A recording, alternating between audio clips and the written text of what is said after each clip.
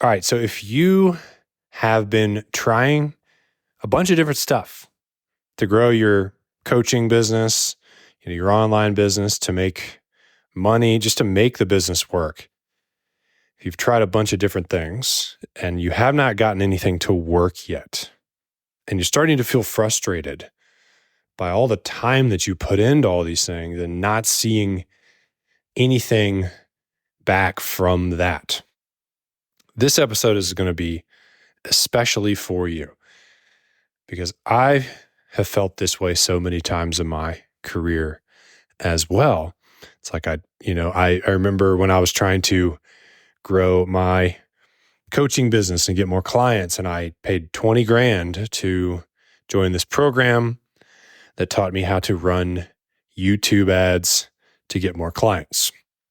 I was so excited, and I dove in and I went through all the course, and I was on all the calls, and I was setting up my ads. And then I was starting to be like, damn, this is a lot of work. They're like, okay, you got to film the video for the landing page and write the headline. And we also need you to create 3 different versions of everything so you can test and track this and, split test it. And we need you to spend $50 a day, so you have enough data. And I wasn't really seeing much result from this at all.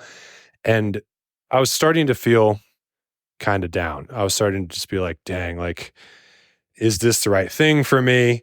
And, all of a sudden my excitement about YouTube ads started to go away. I really started it being like, this is my thing. This is going to explode my business if I can just crack the code on profitably, acquiring a customer through YouTube ads. The sky's the limit. My mentor is doing $1 million a month with YouTube ads. So surely this will work for me.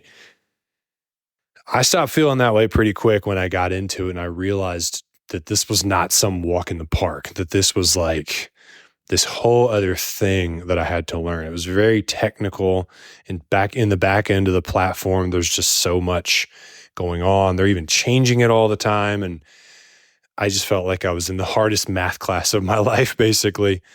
And, worst of all, I wasn't really seeing results. I was getting people booking calls every now and then, but they were shitty leads. And it just wasn't really working that well. And, so I quit. Eventually, after enough of it, I was just like, dang it. I don't know if this is my thing. I should have just stuck to organic marketing. That was already, working well. I was already earning 6 figures doing that. Why didn't I just double down on that? And so then I went back and, I joined another program that was all about growing a Facebook group to get clients. And I was like, hell yeah, this is going to be awesome. This is guaranteed to work. I'll own the group and I won't have to pay for ads and da-da-da-da. And then I started my group and I started posting in there, and guess what? It wasn't working, right? And it's I started to feel despair again. And basically I'll spare you all the details because I think you understand where I'm going with this. It's this pattern where I'm real excited about a new thing, and then I get into it, and then I'm like, damn, this is hard, and it's not fun anymore. I don't know if it's my thing. I start to doubt everything, and rinse and repeat over and over again. All this money spent on coaching, all this time put into all these things, and not that many results to show for it.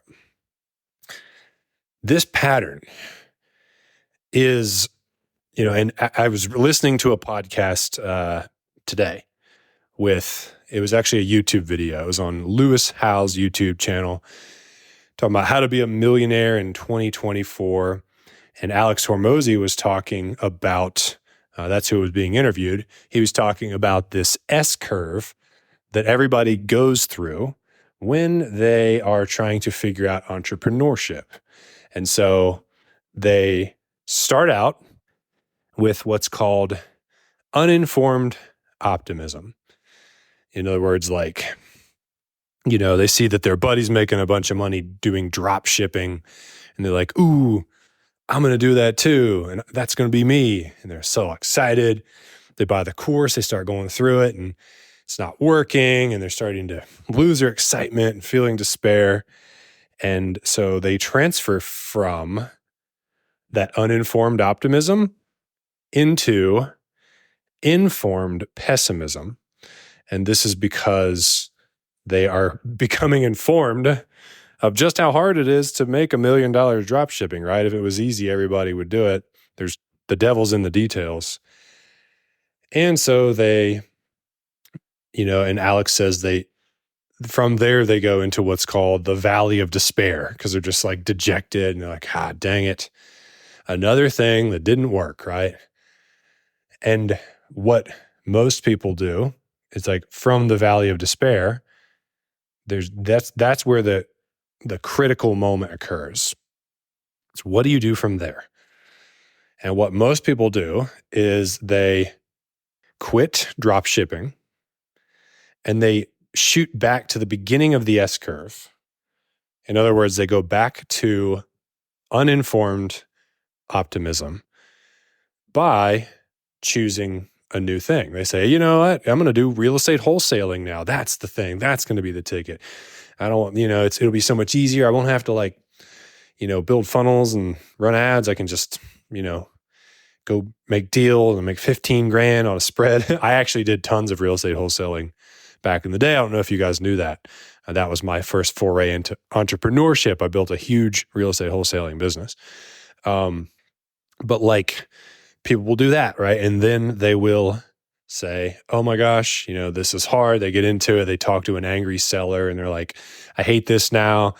And you get where I'm going with this, right? It's this never-ending cycle of trying a new thing, realizing that it's going to be a bunch of work, getting dejected, and instead of sticking with it, they shoot back to the uninformed optimism by switching to a new vehicle, by trying something new.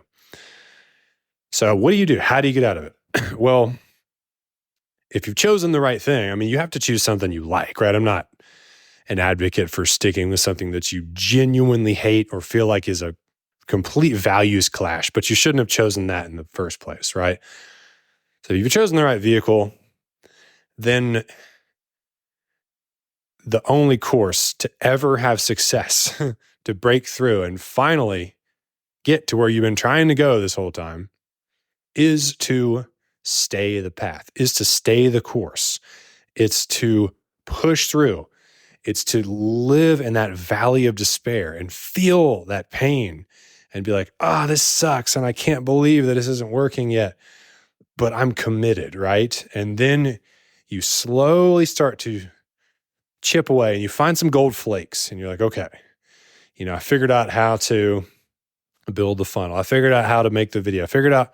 I ran my first ad and it was like, I lost less money than last time, and slowly but surely, you come out of the valley of despair and you land in what Alex calls informed optimism, because now you know what it's going to take and you are a totally different person, right? When you come out the other side and you know how to do something and make it work and it's working for you. And the crazy thing is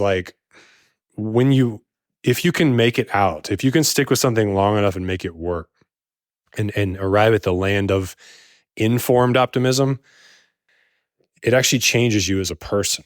And here's what I mean by that is that every time that you've switched to something new to go back to informed optimism, quitting over and over again, you get this reward for that, in that your excitement and your energy comes back because you're switching to something new.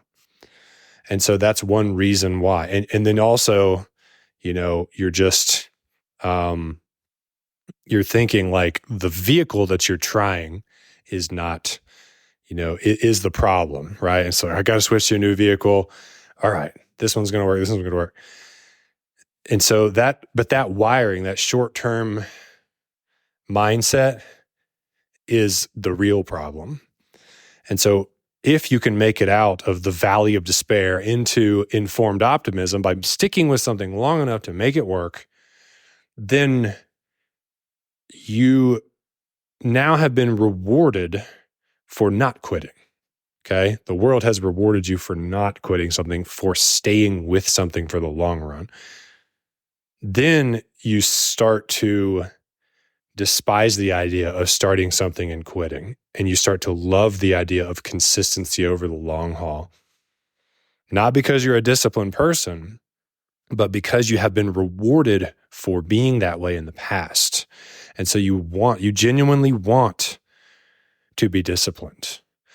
And then that transformation that takes place, that's what really catapults your business, gets you to where you want to go. Because you're now this long-term thinker. You're this person that sticks with things. You're this person that has already made one thing work well for you. So you have momentum and success on top of all that. And that's the ticket. So I made this episode because I have been in this cycle of like just starting something new to get out of the valley of despair over and over and over again.